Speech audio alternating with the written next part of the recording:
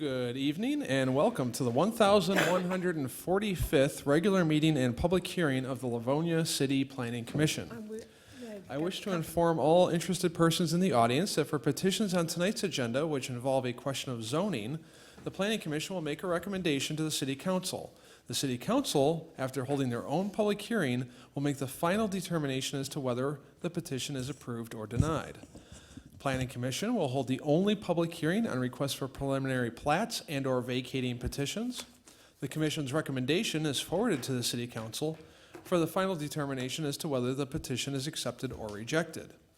If a petitioner is requesting a waiver of use or a site plan tonight and is denied, the petitioner will have 10 days in which to appeal the decision in writing to City Council. Resolutions that are adopted by the City Planning Commission will become effective 7 days after the date of adoption.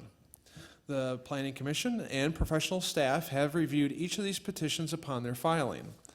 Staff has furnished the Commission with both approving and denying resolutions, which the Commission may or may not use depending on the outcome of the proceedings tonight. If the Secretary is ready, please call the roll. Mrs. Smiley? Present. Mrs. McHugh? Here. Mr. Badgero? Here. Mr. Long? Here. Mr. Ventura? Here. Caremagno is here. Chairman Wilshaw Is here. Also with us, we have Mark Toromina and Stephanie Reese from our planning departments. Again, I just want to remind folks in the audience that with each petition, we're going to, you'll hear the item called. Then Mr. Toromina will give background information on the petition. We'll have an opportunity for the petitioner to come forward and speak to the item, and then we'll also have an opportunity for anyone in the audience that wishes to speak for or against the item to also come forward. So with that, we will begin with number one of our public hearing section. Petition 2019-06-01-04 submitted by Ryan Kresge pursuant to section 23.01 of the City of Livonia zoning ordinance number 543 as amended, requesting to rezone the properties at 8999, 8985, and 8981 Middlebelt, located on the west side of Middlebelt Road between Joy and West Chicago Roads in the southeast quarter of section 35 from C1 local business to R1 one-family residential 60 by 120-foot lots. Thank you, Mr. Secretary. Mr. Toromina. Thank you, Mr. Chairman. Again, this is a request to rezone properties from C1 local business to R1 one-family residential. This property is located at the southwest corner of Middlebelt Road, excuse me, and Dover Avenue. The property consists of 4 platted lots that are described as lots 31 through 34, inclusive of the E.G. Settle Realty Company's Bonaparte Garden subdivision. The parcel that is addressed at 8999 Middlebelt Road consists of 2 of those lots, lots 31 and 32, and is currently developed with a single-family home. The other 2 lots are vacant and contain separate tax identification numbers. The 3 parcels together contain roughly 94 feet of frontage on Middlebelt Road and a depth of 100 feet. The purpose of the rezoning is to bring the current use of the property, which is residential, into compliance with the zoning ordinance. The residential use has been in existence well before the adoption of the zoning ordinance that rendered the site nonconforming, so it is determined to be a valid nonconforming use. The site is grandfathered, but with limitations and restrictions. Section 18.18 of the ordinance specifies that a valid non-conforming use shall be automatically terminated if more than 50% of the building is destroyed. And the 18.21 prohibits increasing the height, area, and bulk of a valid non-conforming building. Such limitations and restrictions also pose difficulties in obtaining title insurance.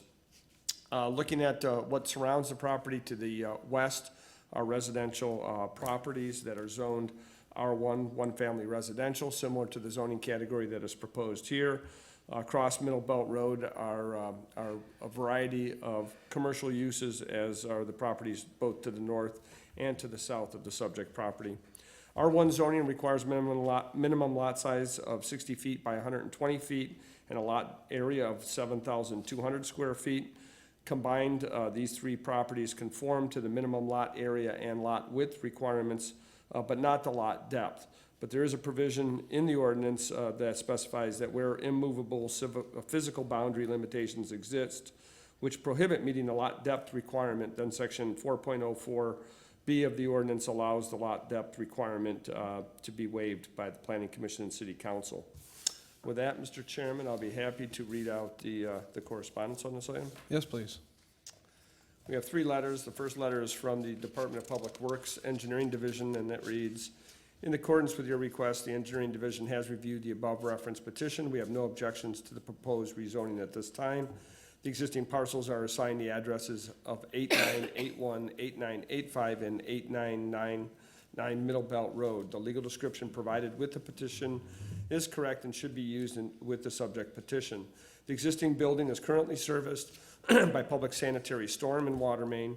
The information submitted does not indicate any new connections to the existing utility services, so it appears that there will not be any additional impacts to the existing systems at this time. Should alterations to the existing services be required, the owner will need to provide plans to this department to determine if permits are required. Should the owner do any work within the Middlebelt Road right-of-way, they will need to contact the Wayne County Department of Public Services for any permits that may be required.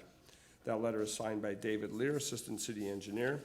Next is a letter dated June 26th from our Department of Finance indicating that they have no objections to the proposal as there are no outstanding amounts receivable, general or water and sewer. That letter is signed by Colleen Coleman, Chief Accountant. And lastly, we have a letter from the Office of Treasurer dated June 17th indicating that there are no taxes due, therefore they have no objections to the proposal, and that letter is signed by Linda Scheel, Treasurer of the City of Livonia. Thank you. Thank you, Mr. Taormina. Do we have any questions for our planning staff? I don't see any. Is the petitioner in the audience? Oh, sir, please come forward to one of the podiums. We'll ask that you present your name and address, please. Ryan Kresge, 2988 Jackson Boulevard in Highland, Michigan. Thank you, Mr. Kresge. And is there anything else that you want to add to what you've already heard tonight? I think it's pretty straightforward. The issue I'm having is the house is sold. We're kind of in contract right now, waiting for the rezoning to take place. I guess, like you stated, the title insurance is becoming a problem because of this issue. So I'm just trying to get the house sold. Sounds good. Thank you, Mr. Kresge. Is there any questions for our petitioner? No one has any questions? Is there anyone in the audience wishing to speak for or against this item? We do have one person in the audience. Mr. Kresge, you can just stay there for a moment, and we'll let this gentleman speak.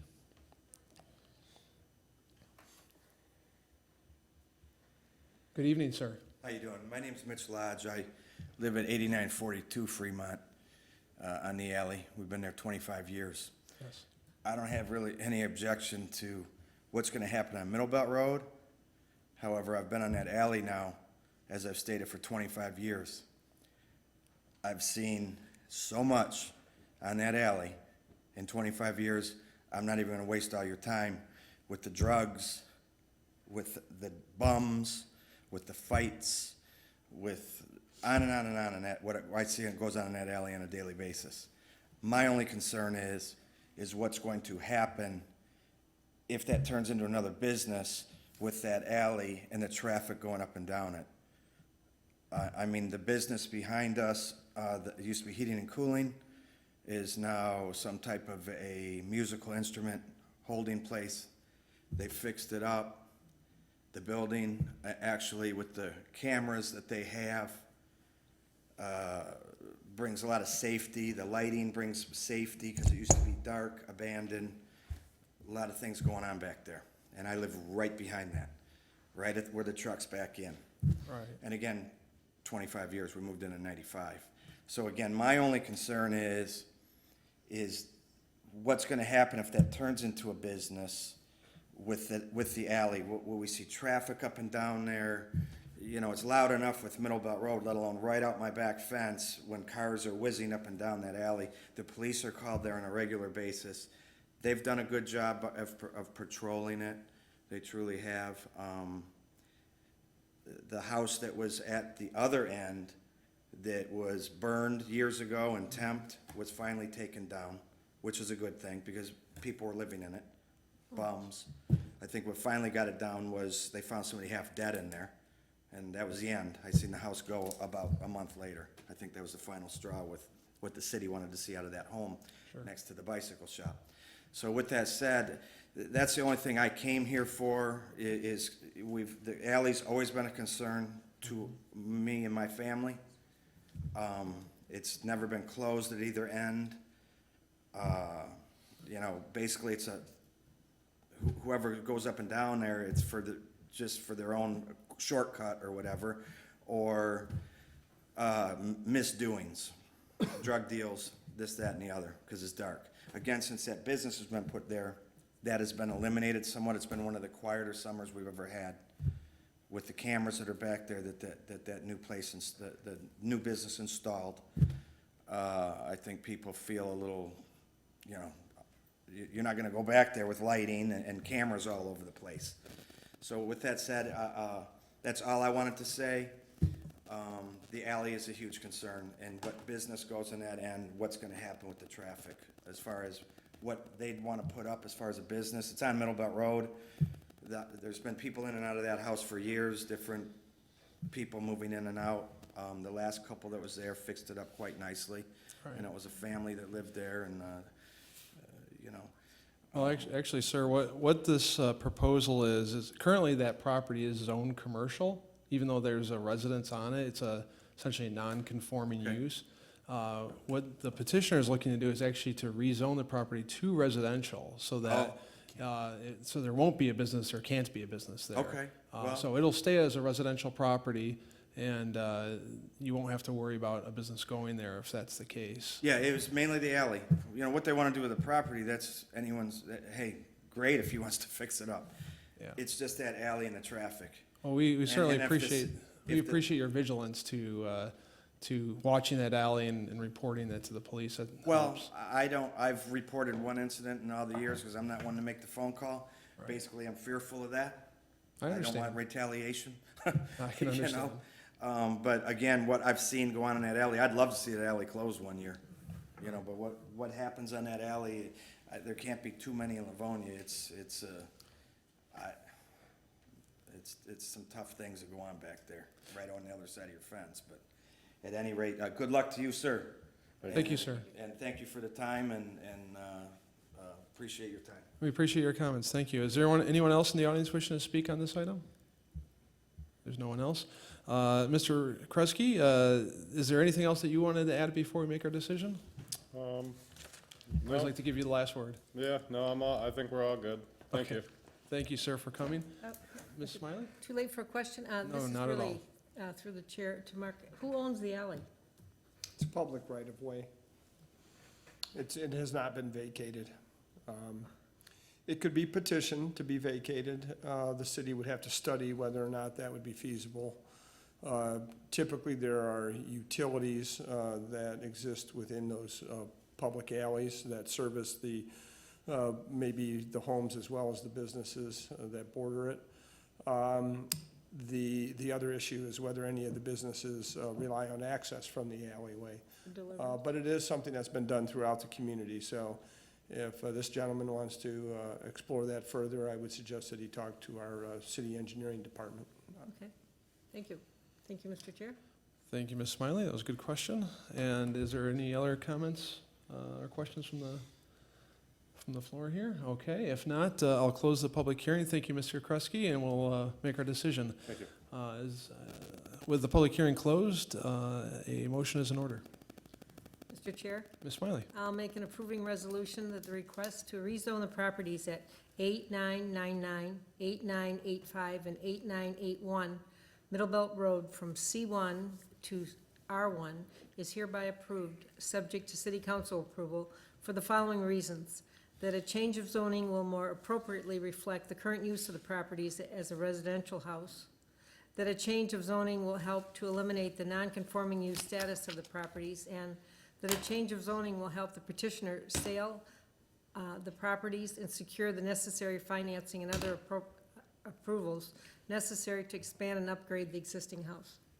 Is there support? Support. All right, we have a motion by Mrs. Smiley, supported by Mrs. McHugh to approve. Is there any discussion on the motion? Mr. Long? Mr. Chairman, would a waiver be beneficial in this case to the petitioner? in order to help move things along. He said he was trying to. It would not be, because it has to go, Timing. it has to go back to city council for public hearing, and the waiver really does no good. Okay, thank you. Thank you, Mr. Chairman. Thank you, Mr. Long. Any other questions? If not, if Secretary is ready, please call the roll. Mrs. Smiley? Aye. Mrs. McHugh? Aye. Mr. Bonjero? Aye. Mr. Long? Aye. Mr. Ventura? Aye. Caremagna votes aye. Chairman Wilshaw? Votes aye, motion passes. We'll go on to City Council with an approving recommendation. Good luck, Mr. Kresge. And we'll move on to item number 2 on our agenda. Which is petition 2019-06-01-05, submitted by DeVonce Custom Construction Inc. pursuant to section 23.01 of the City of Livonia zoning ordinance number 543 as amended, requesting to rezone the property at 13393 Farmington Road, located on the west side of Farmington Road between the CSX Railroad right-of-way and the Schoolcraft Road in the northeast quarter of section 28 from M1 light manufacturing to C2 general business. Thank you, Mr. Secretary. Mr. Tormina. This, too, is a rezoning petition involving, in this case, a single parcel that is located at the southeast corner of Graytona Avenue and Surrey Avenue. This parcel consists of lots 76 through 79, as well as the west half of the adjacent vacated alley of Grayton Highway subdivision. The subdivision was platted in 1925. The request is to rezone the property from M1 light manufacturing to C2 general business. The parcel measures 0.43 acre. It has 145 feet of frontage on Surrey Avenue and approximately 130 feet of frontage on Graytona. The site is currently vacant. The petitioner also owns the adjacent easterly parcel, which is located at 13389 Farmington Road. And this is developed with a veterinary hospital. And as you can see from the zoning map, it's zone C2 general business. The reasons for the rezoning are to allow for the future expansion of the veterinary hospital. Section 11.03B allows veterinary clinics and animal clinics and animal hospitals, as well as daycare facilities, subject to waiver use approval. They're allowed in the C2 district, but not in the M1 zoning. You can see from the zoning map, immediately to the south and to the west of this property is PL zone property that is part of the Department of Public Works yard. Immediately to the north are office and commercial buildings zoned C1, C2, and M1. And then east across Farmington Road are a variety of industrial uses that are zoned M1 light manufacturing. So with that, Mr. Chairman, I'll be happy to read out the correspondence on this item. Yes, please. First is a letter from our engineering division dated June 11th that reads, in accordance with your request, the engineering division has reviewed the above referenced petition and we have no objections to the proposed rezoning at this time. The existing parcel is assigned the address of 13393 Farmington Road. The legal description provided appears to be correct and should be used with the subject petition. The existing building is currently serviced by public sanitary, storm, and water main. The information submitted does not indicate any new connections to the existing utility services, so it appears that there will not be any additional impacts to the existing systems at this time. Should alterations to the existing services be required, the owner will need to provide plans to this department to determine if permits will be required. It should be noted that the owner will need to contact Detroit Edison regarding the existing overhead power lines and associated easement that runs through the property where the future addition is planned. Also, should the owner do any work within the Farmington Road right-of-way, they will need to contact the Wayne County Department of Public Services for any permits that may be required. That letter is signed by David Lear, Assistant City Engineer. Next, we have a letter of no objection coming from the Department of Finance dated June 12th and signed by Colleen Coleman, Chief Accountant. A similar letter of no objection dated June 13th from the Office of Treasurer, signed by Linda Scheel, Treasurer of the City of Livonia. And lastly, a letter from the Department of Assessment dated June 12th that reads, in reviewing the petition submitted by DeVonce Custom Construction, the proposed building addition will span 3 separate tax parcel descriptions. The owner/petitioner will need to contact our office for a land combination, and that letter is signed by Mary Chelano.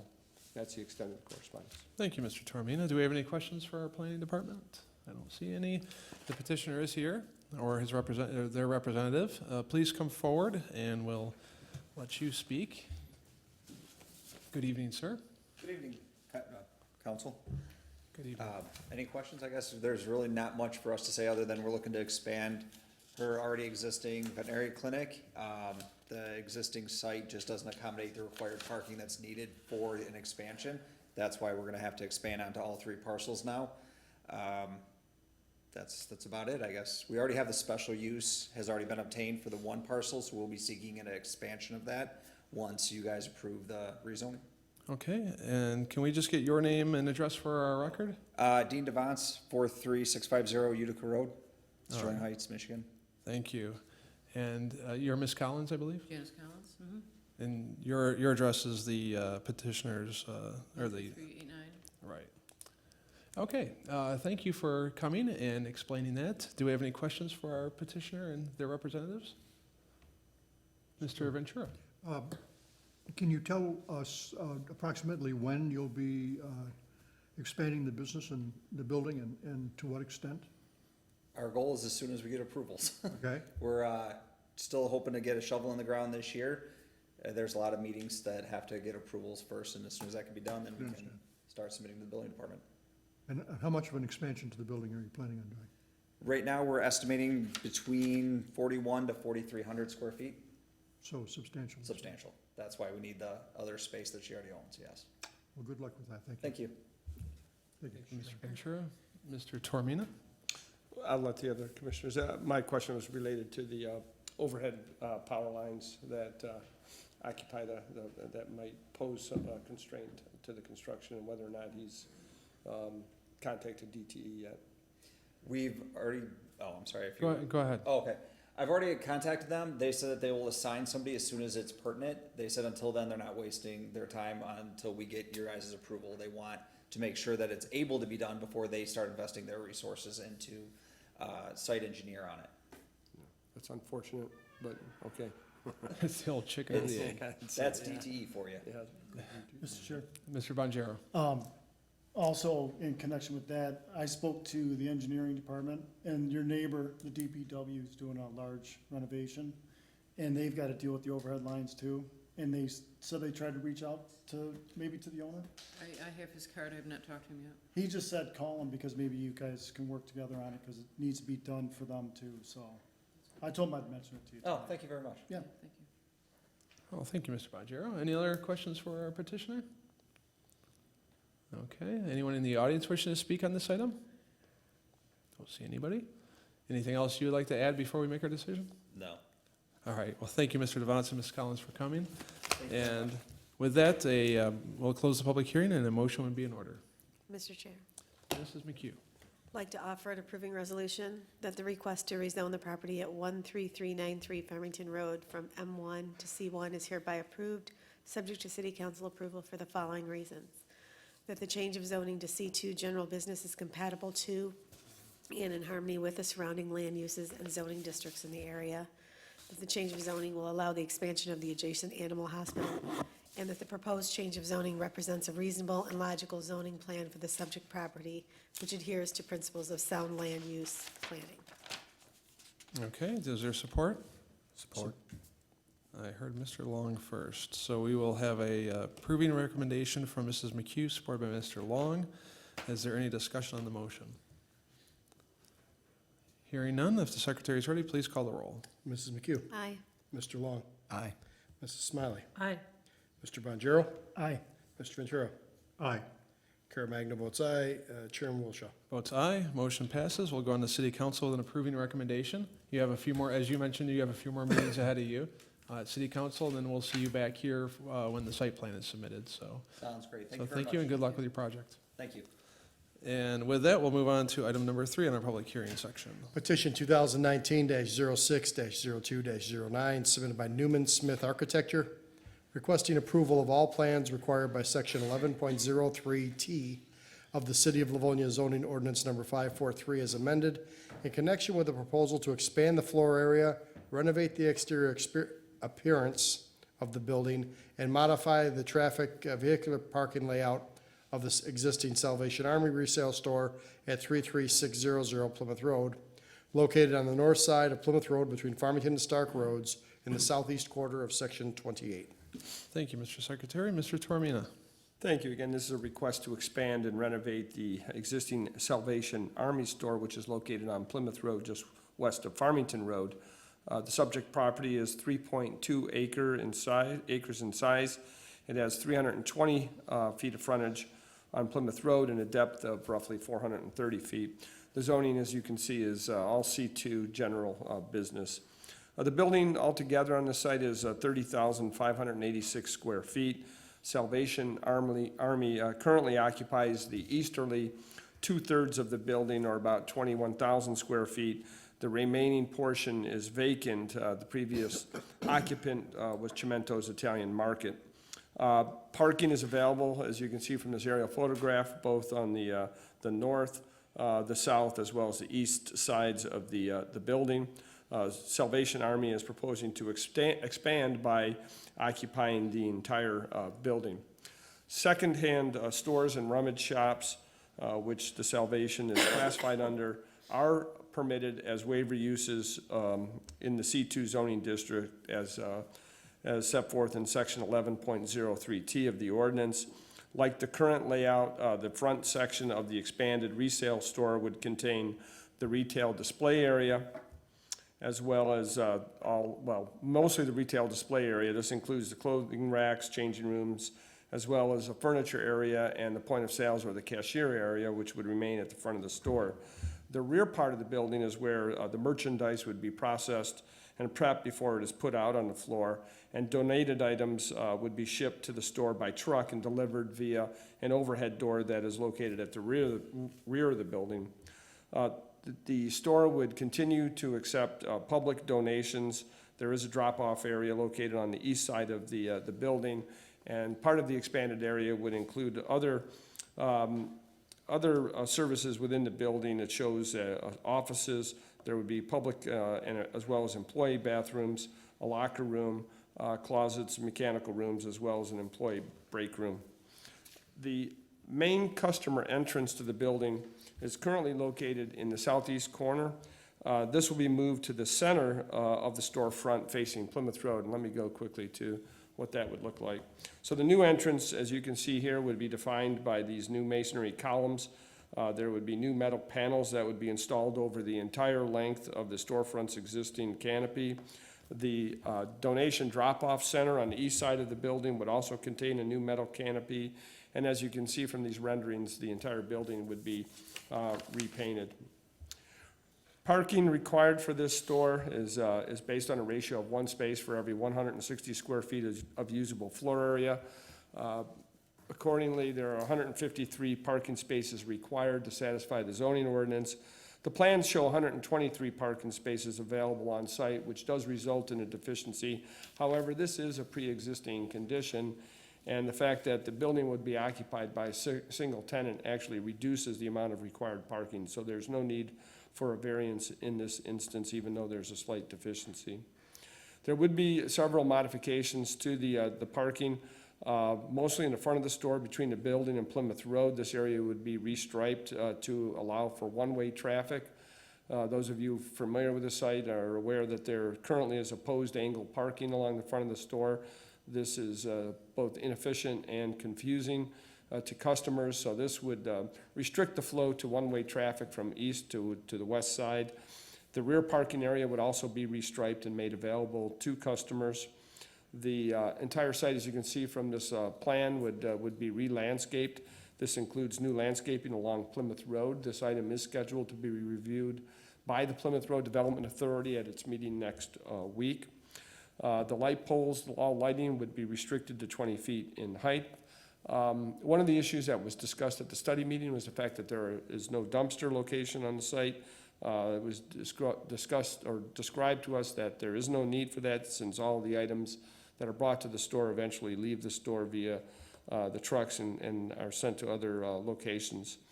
Signage is limited to one sign on the front of the store, as well as one ground-mounted sign The wall sign shall not exceed 1 square feet for each foot of building frontage.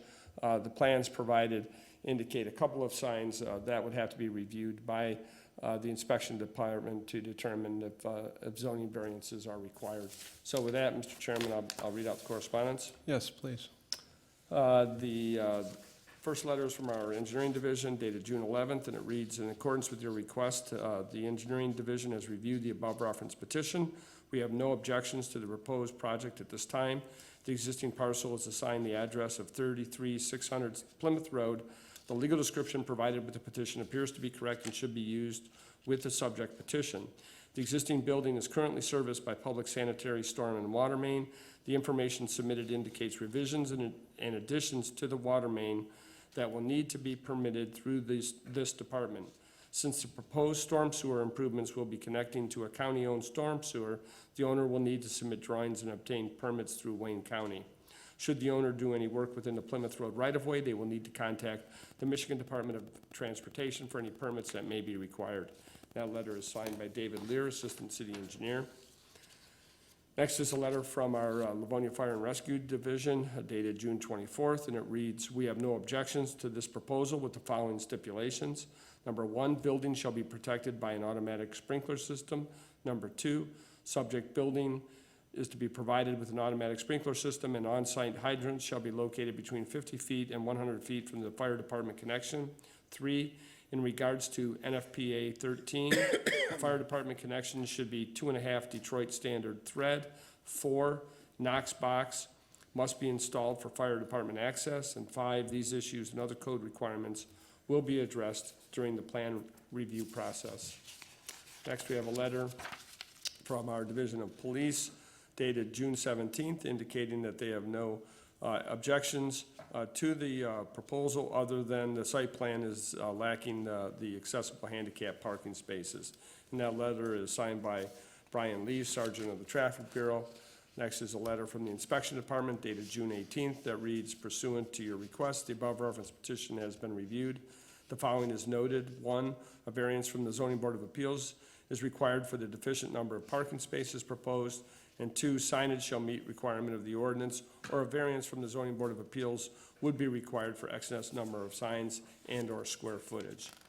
This department has no further objections to this petition, and that letter is signed by Jerome Hanna, Director of Inspection. Next, we have a letter of no objection coming from the Department of Finance, dated June 12th, and signed by Colleen Coleman, Chief Accountant. And lastly, a letter from the Treasurer's Office, dated June 11th, indicating no objections to the proposal. And that letter is signed by Linda Shield, Treasurer of the city. Thank you. Thank you, Mr. Taormina. Any questions for our planning staff? Ms. Smiley? One quick one. Is the Army shield, is that considered signage? It would be. And as a second sign on the face of the building, that would require a variance. I'm not sure whether that situation exists today, but to the extent if they only have one single sign today on the front of the building, adding the second sign is definitely going to trigger the need for a variance. The whole front of the building is glass except that little piece that's cement or whatever, right? Where the shield You is? know, this doesn't show the full front. Let me go to the black and white drawing. Well, this drawing, I think, shows it. Yeah, that's the one area of the building that contains, that is currently brick, I believe. And so they'd be over in the number of signs and the amount of signs, or square footage? I can't say whether or not it would exceed the total area, but definitely the number of signs. I don't find it the least bit offensive. Okay, thank you. Thank you, Ms. Smiley. Any other questions for our planning staff? Mr. Sure, Chairman, Mr. Mr. Taormina, on that same topic, I note that in the illustration that you had on the screen prior to this one, that one, I noticed at the top of the windows on the east side of the building, there's a red band. Do you know whether that's, and it's not on the windows, shown on the windows on the west side of the entrance in this particular illustration, but if you go to the south elevation, the red band is shown all the way across the store. Do you know whether or not that's signage, or what is that? Are you referring to the stripe across the upper portion of the Correct. facade? Yep. That would not be considered a sign. Even As though long it as may be? it's it is just, it's part of the facade treatment. I don't believe that would be classified as a sign. That's just a metal fascia.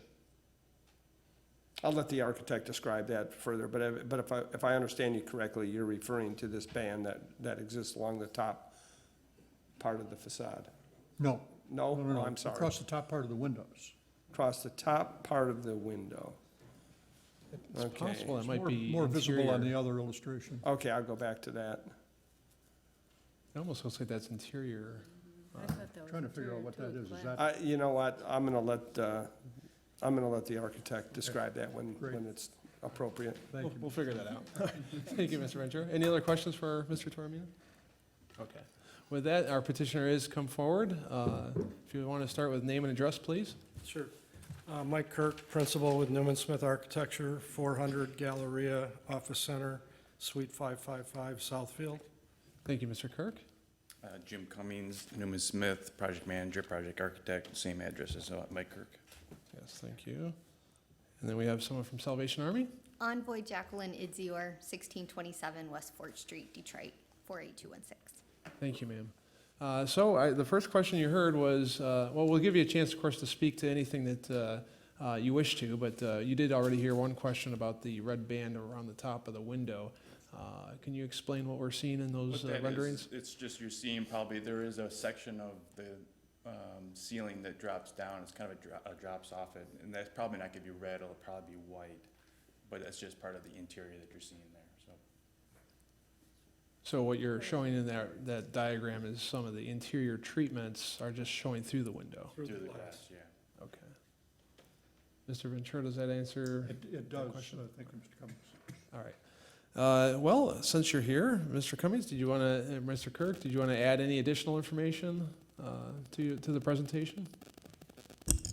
I would just say that the Salvation Army has enjoyed a long business relationship at this location with the city of Livonia, and they want to expand their operation. They also have been very cognizant of the issues with processing the donations at the rear of the building currently. And what this expansion actually does is almost double the size of the processing area at the back of the building. There's only about 15% more actual retail space being created, but by doubling the size of that processing area, it'll allow the Salvation Army to keep all of their operations within the building for the most part. And I'll let Envoy Iser tell you about the operation. Yes, thank you. So the residents of Livonia are extremely gracious in their donations. And just recently, we had to close our Redford location, and many of those donors are coming to Livonia as well. And so the donations increased substantially. We purchased the building, the entire building, I believe in 2011. And we have wanted to expand for a long time, and it's finally coming to fruition. We're very excited because we know that the parking lot needs a lot of maintenance. The building itself needs a lot of maintenance. And we need to get the donations inside. And we know that with this expansion, we will be able to bring all of our donations inside. There will be a truck wall at the back, which will make it easier for loading and unloading purposes. And I believe that the donor experience will also be better now that there'll be an overhang and just protected from the elements a little bit better. Thank you, Envoy. Is there any questions for the petitioner or the representatives? Ms. Smiley? Yes, it's my understanding that you don't keep everything that's donated, that it's processed and then moved to other facilities? Yes. So Livonia probably is one of the top 5 stores that we have in Southeast Michigan. And so what they do is they go through everything that comes in that they can and that they can put out on their floor, and then the rest of it is sent back for warehousing. If it's not any good, let's say it's unusable or unable to be resold, then that goes back to our warehouse in Detroit. We are currently working on a consolidation process there and moving into one facility that will be located on Cabot in downtown Detroit. But that's where we go through and we bale all of the rag, we prepare the metals to be recycled, the electronics to be recycled, plastics to be recycled, cardboard is recycled, shoes, plush, accessories, those things are also sold off, and then obviously if we have any remaining garbage, it would be taken care of at that facility. Okay, so that's why you don't need trash or a big dumpster or anything like that? Correct. And then, did I understand at the study meeting that you said only like a third or like 30-some% is truly usable? Yes, ma'am. I'm still finding that number incredible. Well, the good thing is, is that we're able to make some money off of the things that aren't usable to the consumer. So rags are sold overseas, plastics can be recycled, cardboard, there's a good market for cardboard, you know, depending on which way the commodities go. And so we can get back some of the funds in that way. Well, thank you. And thank you for the good work you do. Thank you. Thank you, Ms. Smiley. Is there any other questions for our petitioner? Mr. Chair. Caremagno. I heard you mention a truck well in the back. Is that on the west side where the bay door is? Or where is the truck well going to be? I don't think I saw that. The truck well is located on the east side of the building, at the rear of the building, across from the Consumers Gas facility behind. And the particular door where the truck well will be at is in about the center of that. I said east, it is north, I'm sorry, yeah. It's in the center of that wall. It's an existing door opening. It's not shown on. It is not shown, so, and that may be part of the confusion, is the rendering here does not show where that, they're gonna enclose one of the existing grade door, and then they're gonna build a new truck well off the north elevation, or along the north elevation, but it doesn't show in this particular plan. Truck well as in back down into a dock? Correct. Where you'd Yeah. have level loading Level coming off of boarding. the floor? Correct. And that's gonna be on the north side of the building? Right, if you go to the site plan, we could Sure. point that out. Let me see if I can get that. There you go. You can see right there in the center with the landscaping around it, that's the truck well that goes down to the back door of the building. Now, these would be straight trucks or tractor trailers that'll back in there? Primarily panel trucks, but, I mean, you could have a semi if we needed to. They have very few semis that come into the facility. Right now, at the end of the year, we usually have a semi or two. You've probably seen them on site because of the amount of donations we are able to obtain through the city. But daily, there are 4 or 5 box trucks. They're about 24 to 26 feet that come and cart away product. Okay, you got the proper radius to get up and back in that well? Yeah, we've run the auto turn programs on it. Okay, thank you. Thank you, Mr. Caremagno. Any other questions? Ms. Smiley, yeah. It's more of a comment. When you go to council, it would be helpful if you had a sample board of what you're building, what everything is made of, and the colors that are going to be in use. Okay, sure. Visual aids, very helpful, particularly to me, but I mean, but when you go on to council, it would help them if they saw what the actual product you're putting on the front of the building, and colors, Okay. stuff like that. We actually have the board, we didn't bring it, so we're all set. Okay. We'll be ready to go, thank you. Thank you, Ms. Smiley. That's good. Good recommendation. We're a very visual group in this city, so. Is there any other questions for the, Mr. Chair, yes, Mr. Bonjero? I think this is great. 2 questions. Are you staying open during construction? Are you gonna shut down? Yes, there will be in operation continuously, so right now there's 3 bays from east to west in the store. We'll close down the westernmost bay along with the former restaurant space and renovate that first, keeping the easternmost bays open. And then we'll move all the product over into the west bays and finish off the eastern bays. Sounds good. A couple weeks ago, I was probably your biggest customer. I emptied half our basement at your store. And it does get a little confusing on the parking. So and I know you're gonna offer parking in the back, but there's nothing really to tell you.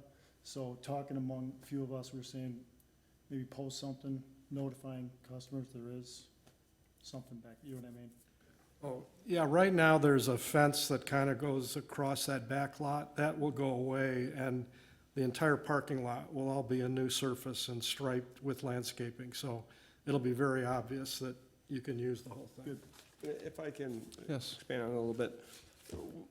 The plans show that you'll create one-way drive aisle from the east entrance heading to the west. And that's where the main entrance is, kind of centrally positioned on the storefront. So that's the parking that will go first, obviously.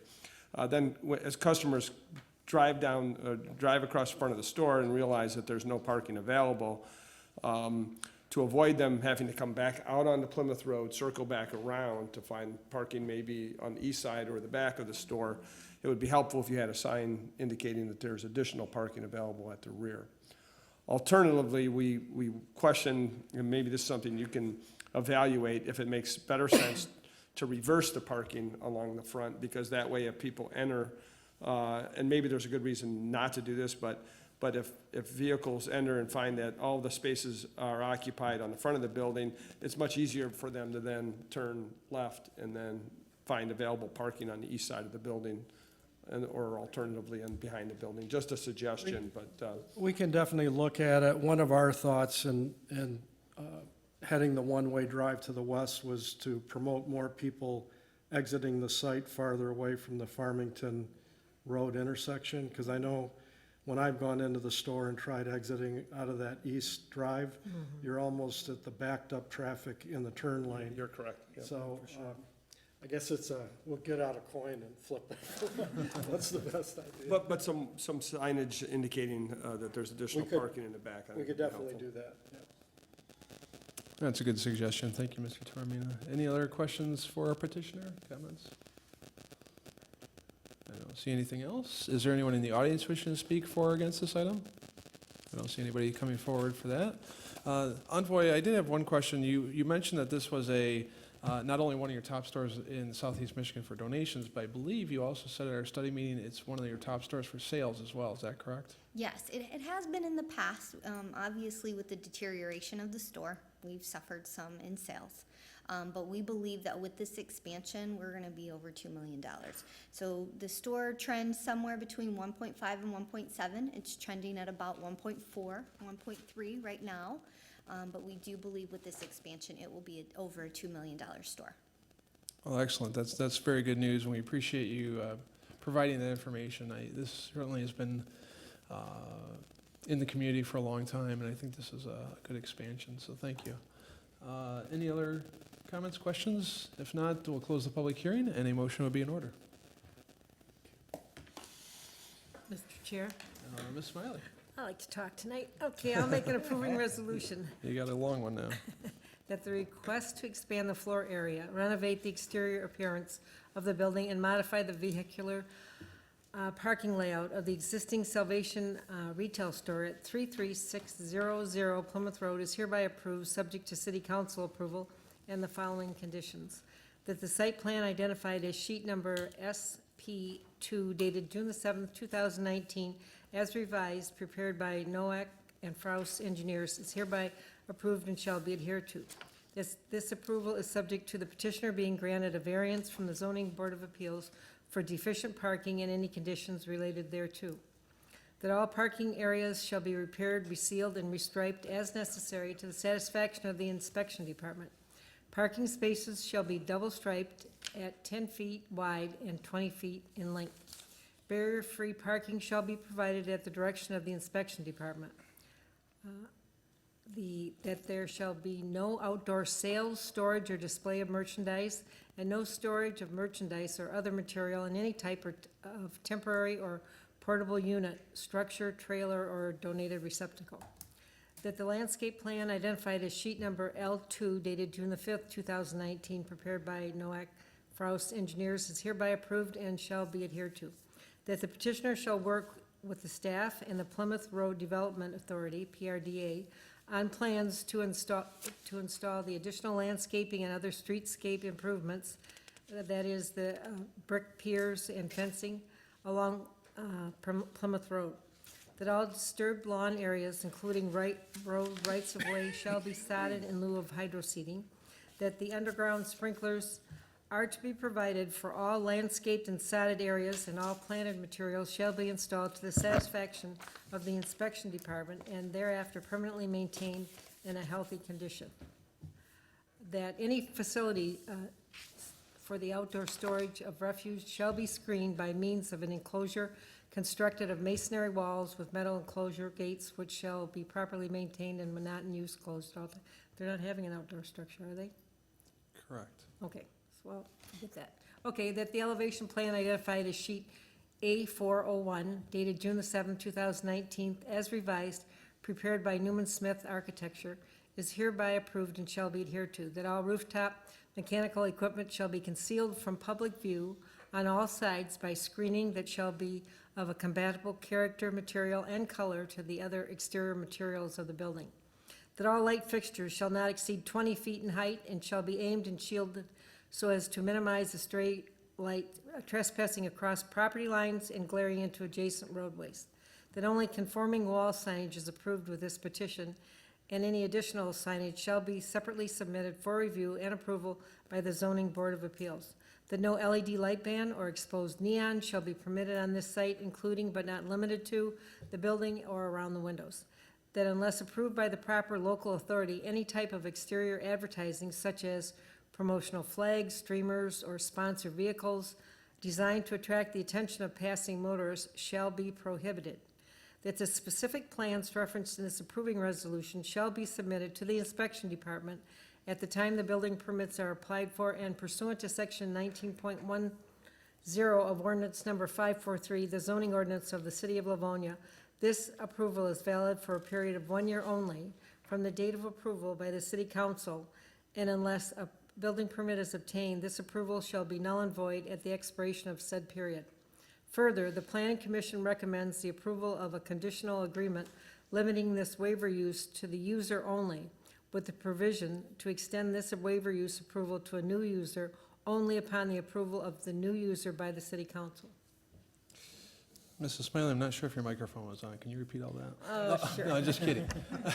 Is there support for that? They're All being right. mean to me. Okay. I won't do that to you. All right, we have a motion by Mrs. Smiley, and I heard Mr. Ventura for support. Is there any discussion on the motion? With no discussion, the secretary can please call the roll. Mrs. Smiley. Aye. Mr. Ventura. Aye. Mrs. McHugh. Aye. Mr. Bonjero. Aye. Mr. Long. Votes yes. Chair Magno votes aye. Chairman Wilshaw. Votes aye, motion passes. Thank you for coming, and good luck with your project. And that takes us to the end of our public hearing section of our agenda. So we will now move on to miscellaneous items section of our agenda, item number 4. Petition 2019-06-08-09 submitted by SC Health, requesting approval of all plans required by sections 18.47 and 18.58 of the City of Livonia zoning ordinance number 543 as amended in connection with a proposal to construct a new four-story medical health service facility on a portion of the property at 18,600 Haggerty Road, located on the east side of Haggerty Road between 6 Mile and 7 Mile Roads in the northwest quarter of Section 7. Thank you, Mr. Secretary. Mr. Tormina. Thank you. This new development is proposed on approximately 8.3 acres of vacant, undeveloped land that is located in the northeast corner of the Schoolcraft College campus, excuse me. The subject site is in the process of being rezoned from PL Public Lands to PO High-Rise Professional Office. First reading was given by City Council on the rezoning on April 22nd, and second reading and roll call are on hold pending a review of this site plan. The building proposed is positioned on the easterly side of this site. This allows for better exposure and visibility from the expressway. The main entrance to the new four-story building would be on the west side. Parking, as you can see here, would be available on the north, the west, as well as the south sides of the building. And primary access would be from the new ring road that was built to facilitate access around the east side of the campus. This part of the road is going to be renamed St. Joe's Parkway after the name of the tenant that will be occupying the building. The building will be constructed in 2 phases. Phase 1 is 4 stories, and this consists of the south half of the structure. The gross floor area of Phase 1 is approximately 92,000 square feet. Phase 2 would be 1 story in height, and that would be the northerly half of the structure, and that would contain a gross floor area of roughly 34,700 square feet. So altogether, this building will occupy a floor area of about 126,800 square feet. The PO district regulations require that the maximum ground coverage be limited to 20%. This equates to roughly 72,000 square feet of a footprint area. In this case, the building is roughly 65,000 square feet, or 18% of the site. Additional regulations for the PO district are the setbacks. They're required to be 60 feet, both for the front as well as the rear and the sides. In this case, the building is 217 feet from St. Joe's Parkway. It's roughly 71 feet from the I-275, I-96 right-of-way, or expressway right-of-way, and then the side yard setbacks are both 83 feet from the north property line and 121 feet from the south property line. So this building complies in all respects with the height, area, and bulk standards of the zoning ordinance. Parking altogether is what's required is a total of 446 parking spaces. What's provided on site includes 353 spaces. There would be 151 additional shared off-site parking spaces provided on the south side of St. Joe's Parkway. So altogether, there would be 504 parking spaces to support the proposed development. That too would comply with the zoning ordinance. Dumpsters are located in both the southwest and the northwest corners of the parking lot. This is adjacent to the rear of the building, and it's where most of the services are going to be located.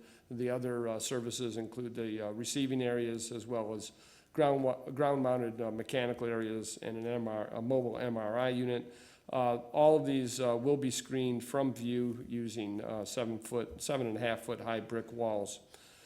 The stormwater would be handled via the existing storage pond, which is located south of this site. And landscaping, there's a fully detailed plan that was submitted with the application. Landscaping constitutes roughly 19% of the site. Looking at the design of the building, you can see here what the style of the building would look like. It's predominantly a brick structure. All other materials include insulated metal panels. There's curtain wall glazing, and then use of composite siding. There is one wall sign permitted in this case that would be limited to 110 square feet. We have a number of items of correspondence, Mr. Chairman. I'll read those out at this point. Sure. First letter is from the Engineering Division and is dated June the 12th, and it reads, in accordance with your request, the Engineering Division has reviewed the above referenced petition. We have no objections to the proposed project at this time. The existing parcel is assigned the address of 18900 Haggerty Road, although the buildings within Schoolcraft College properties use the address of 18600 Haggerty Road. Should the owner wish to have separate address assigned to the proposed building, they should contact this office. The legal description provided with this petition appears to be correct and should be used in conjunction with the petition. It is not clear from the submitted drawings as to whether or not the owner intends to split the project envelope from the original parcel. Should the owner wish to split the parcel, they will need to submit the appropriate paperwork with the assessor's office and provide access and easements to service the new parcel. The existing site is currently serviced by a combination of public and private water main that can be extended to the proposed building. The owners will need to identify what, if any, portions of the new water main loop will be public and provide easements as needed. Sanitary and storm sewers servicing the proposed project are private and will not require easements. Storm sewer detention has been provided for the site through previous projects, although the owners will need to submit design calculations showing the pond was adequately constructed. We will review these items when full engineering drawings are submitted to this department. Right-of-way permits may be required from the Michigan Department of Transportation, depending on the access and grading required to install the utilities and landscaping along the I-275 corridor. That letter is signed by David Lear, Assistant City Engineer. Next is a letter from our fire department dated June 25th, and it reads, "We have no objections to the proposal with the following stipulations. Number one, buildings shall be protected by an automatic sprinkler system. 2, subject buildings are to be provided with an automatic sprinkler system, and on-site hydrants shall be located between 50 feet and 100 feet from the fire department connection. 3, fire hydrants and water supplies shall be required according to 18.3 NFPA 1. In regards to NFP 13, fire department connections should be 2.5 Detroit standard thread. 5, fire department access roads shall be required and maintained to support the imposed loads of fire apparatus and provide an adequate all-weather driving surface.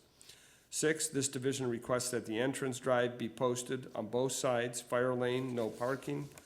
7, access around buildings shall be provided for emergency vehicles with a minimum vertical clearance of 13 feet 6 inches, a turning radius of 53 feet wall to wall, and an inside turning radius of 29 feet 6 inches.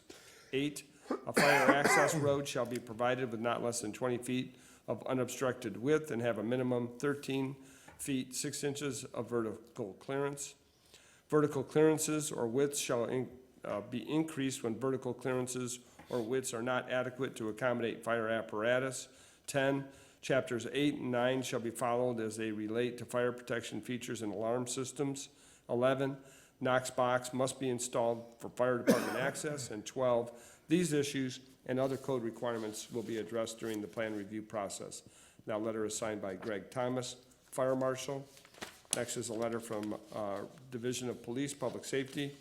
They indicate that they have that I have reviewed the plans in connection with the petitions. My only objection to the site plan is the lack of accessible handicap parking spaces.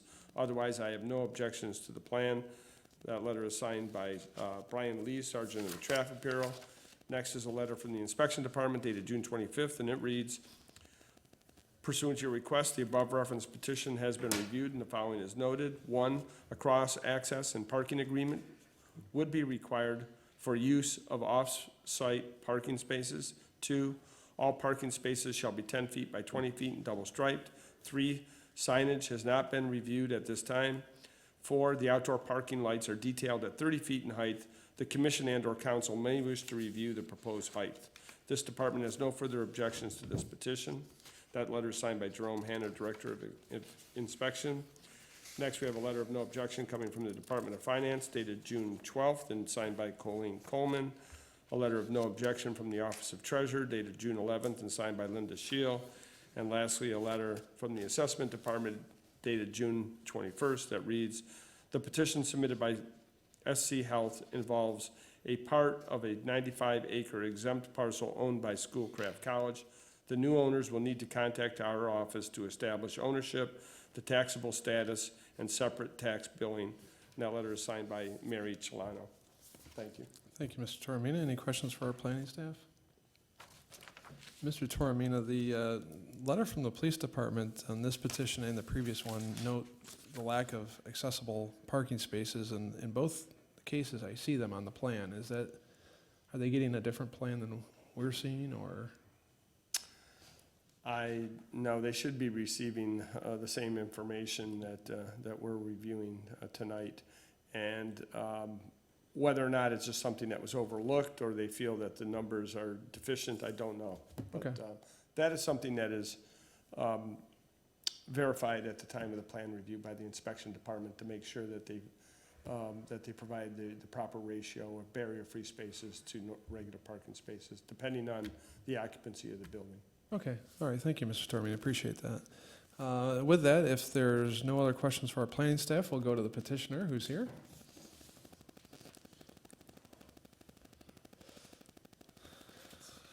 Good evening, Mr. Cerny.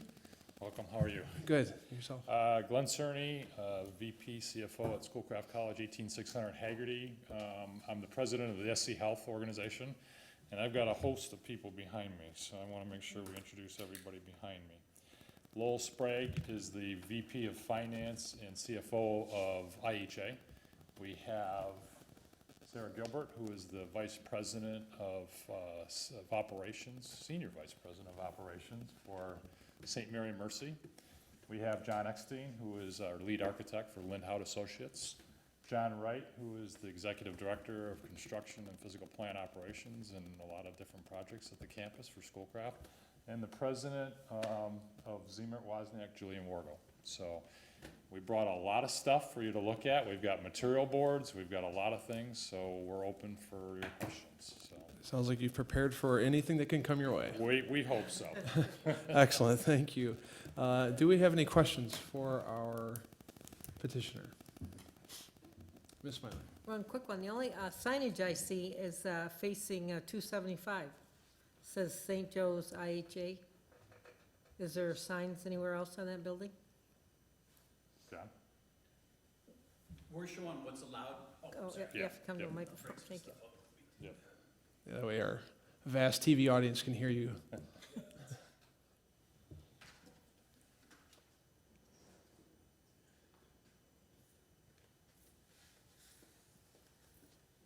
Excellent. Here comes the samples. You knew that question was coming.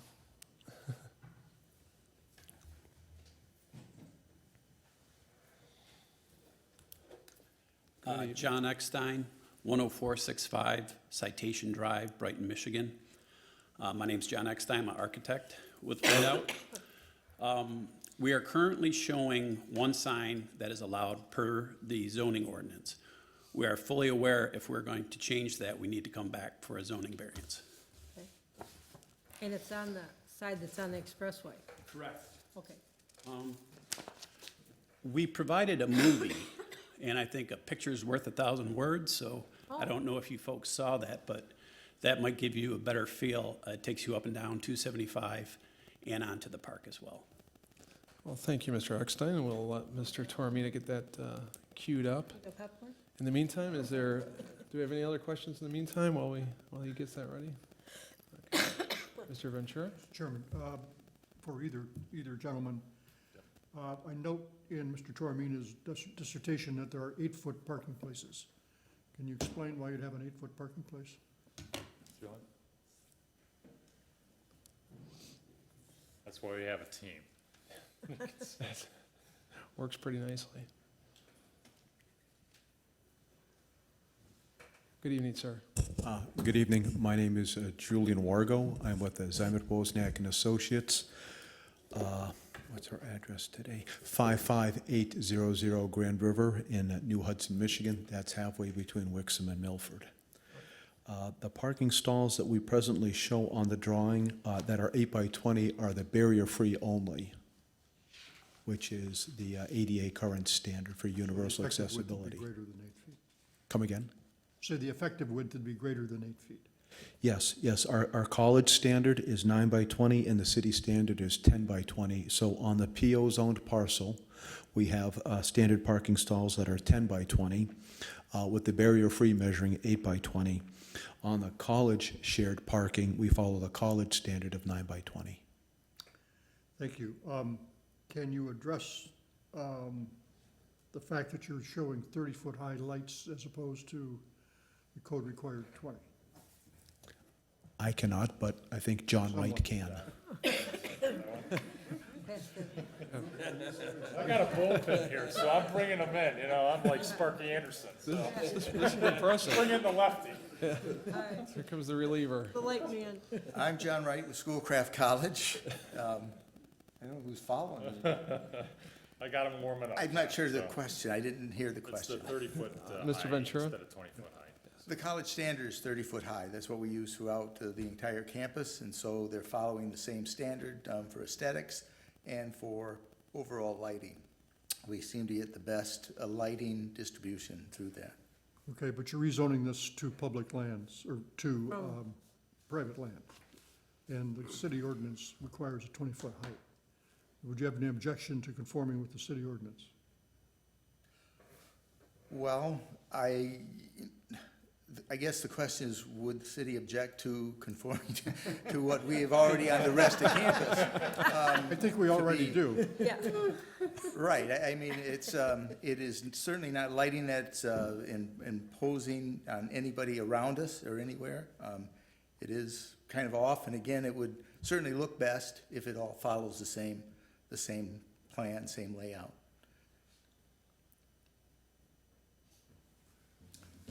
Thank you. My final question is, we note that this is being built in 2 phases, and I assume you're waiting for some reason to build phase 2? Yeah, it's basically MOB, Medical Office Building, IHA, is the primary tenant for phase 1, and then St. Joe's OR, the operational surgeries and surgical procedures phase 2. So it's a logical split between the 2 organizations. And the phase 1 will go immediately, and phase 2 will follow shortly thereafter. Are you waiting for a certificate of need? No, we're not waiting for certificate of need, no. Okay, thank you. Thank you, Mr. Chair. Thank you, Mr. Ventura. Mr. Termina, you have your video queued up and ready to go? Let's see if it works. We do, okay, great. Oh, it's like Disney World. I'd like to request this for all.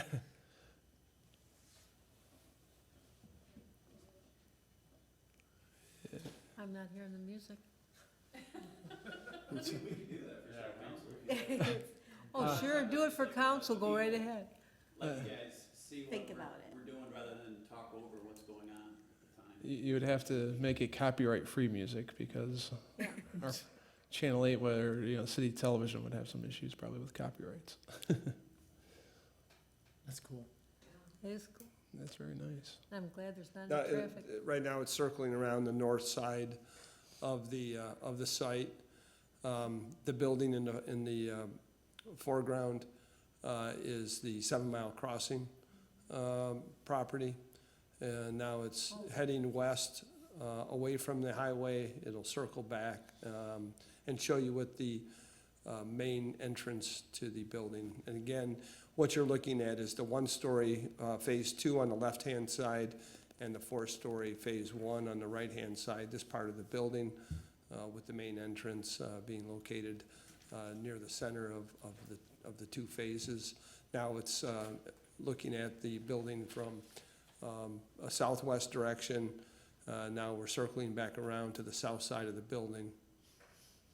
And again, you can see the 7 Mile Crossing building now in the background. Seem to have lots of parking, see. The highway now becomes visible on the right-hand side. The tower that I think a lot of people are familiar with, which is the wireless communication support structure.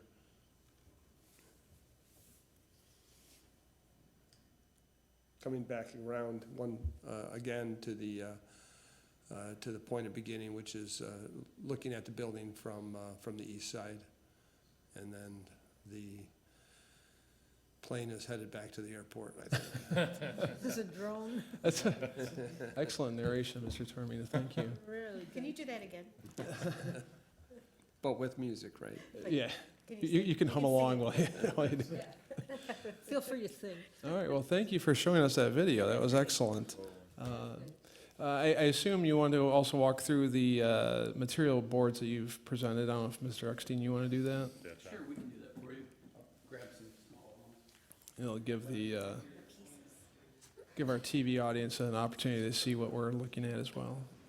I like it. Very good. Sure. I won't go through every elevation. I'll just Okay. cover the main face. And I can use these, so if you have a particular rendering you want to point to here on the, Let's see, let's go with the east, because that is what you'll see on 275. And so, as stated earlier, we are basically a brick masonry building along with insulated metal panels. And so at the base is our darker brick here. And then on the surgery center, over here, as it climbs up, we have the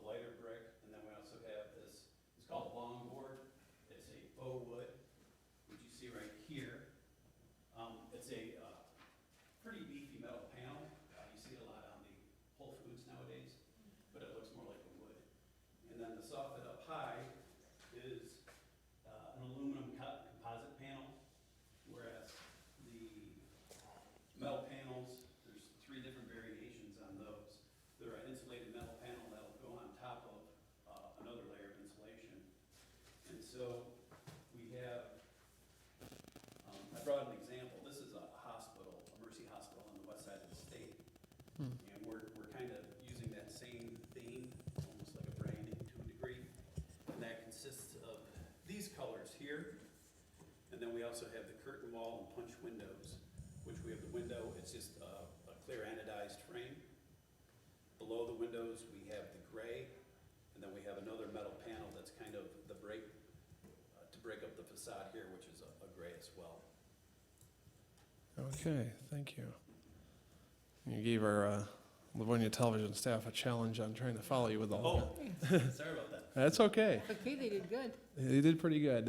So any questions additional for our petitioner based on what we've seen so far?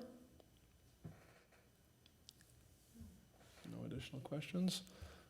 Is there anybody else in the audience wishing to speak on this? I don't think so. Everyone's from your team, so. Mr. Cerny, is there anyone else or anything else that you would like to provide for us before we make our decision? I don't think so. All right, thank you. And with that, this is a miscellaneous item section, so there's no closing of the public hearing. Mr. Chair. Mr. Caremagna. Mark, can you go back to that video for just a minute? Or is that got to load? He's right there.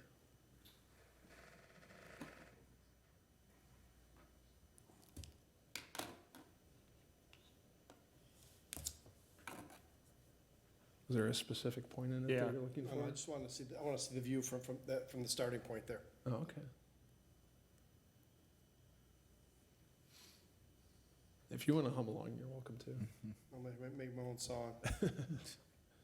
That's good, Mark. Thank you. That's all I need. All right, excellent. Thank you, Mark. Any other questions, comments before we have a motion? If not, a motion is in order. I'll offer an approving resolution, Mr. Chairman, Mr. Ventura. that this request to construct a new four-story medical health services facility on a portion of the property at 18600 Haggerty Road is hereby approved, subject to city council approval and the following conditions. One, that the site dimension plan identified as sheet number C100 dated June 7th, 2019, as revised, prepared by Zymet Wozniak and Associates, is hereby approved and shall be adhered to. Number two, that the appropriate recordable legal instruments such as a cross-access agreement that gives notice and outlines the terms of how the subject property would share parking and access with abutting properties be supplied to the inspection department at the time the building permit is applied for.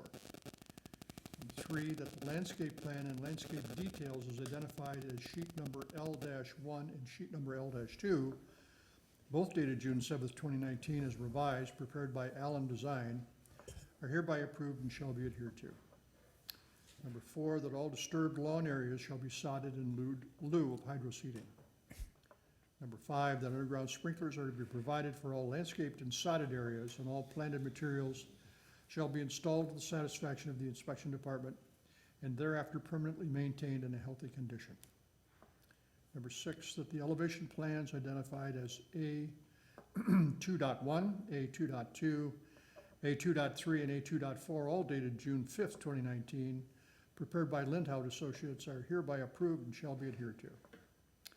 Number seven, that all rooftop mechanical equipment visible to the public shall be concealed on all sides by screening that shall be of a compatible character, material, and color to the other exterior materials of the building.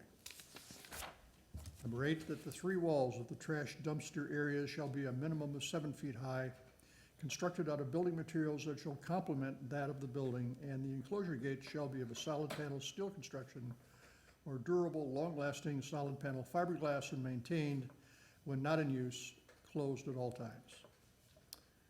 Number nine, that this site shall meet with either City of Livonia or Wayne County Stormwater Management Ordinance, whichever applies, and shall secure any required permits, including stormwater management permits, wetland permits, and soil erosion and sedimentation control permits from Wayne County, the City of Livonia, and/or the State of Michigan of Natural Resources and Environment, DNRE.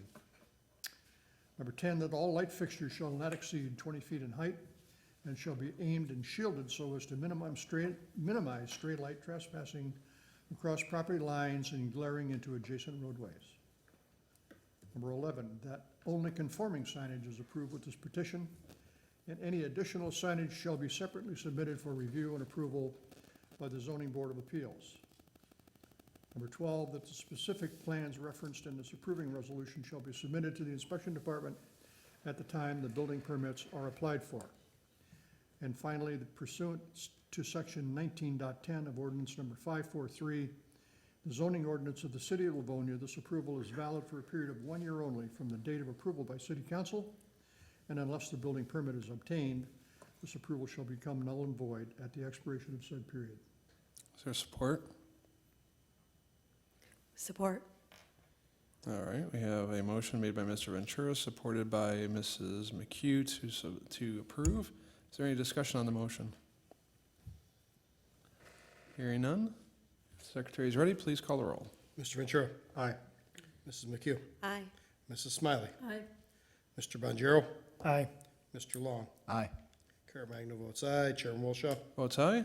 Motion passes, and we'll go on to City Council with an approving recommendation. Thank you for coming tonight, and we wish you the best of luck here at the project. Mr. Chairman? Mr. Torman. The petitioner is seeking a 7-day waiver in this particular case. That's something that the council or that the planning commission would consider. And We could move this to the next city council meeting if you approve that. And this would be able to improve Yes, their that's options? correct. Okay. Unlike the rezoning, that's So correct. moved. All right, Mr. Long has offered a motion to waive the 7-day requirement. Is there support? Support. By Mrs. Smiley.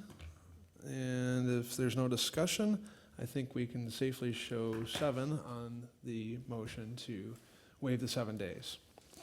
If there's no objection, doesn't appear to be, so that will move on. And again, we wish you the best of luck. Thank you very much. Thank you. And we have one item left on our agenda, which is the approval of minutes. And that is the minutes of the 1,144th public and regular meeting held by the Planning Commission on June 11th, 2019. Do we have a motion to approve those? So moved. And second. I heard Mr. Ventura, then Mr. Long. So we'll go with Mr. Ventura on approving, Mr. Long on supporting. And if there's no objection, again, we can safely show 7 to approve that. And I hear no objections, so we'll have those approved. Too long ago to object to. Okay. I have them right here, they're pretty thick. All right, that takes us to the end of our agenda. Is there any other business to come before the Planning Commission tonight? Seeing none, a motion to adjourn would be in order. So moved. I support. All right, we have a motion to adjourn by Mr. Long, supported by Mrs. Smiley. Again, if there's no objection, we'll show 7 to adjourn the meeting. And again, I want to thank the Livonia Television staff for their contribution to our meeting tonight. With no further business to come before us, I will adjourn the meeting at 8:23 p.m. and wish a good night to Livonia. Yes, that's good. Still on.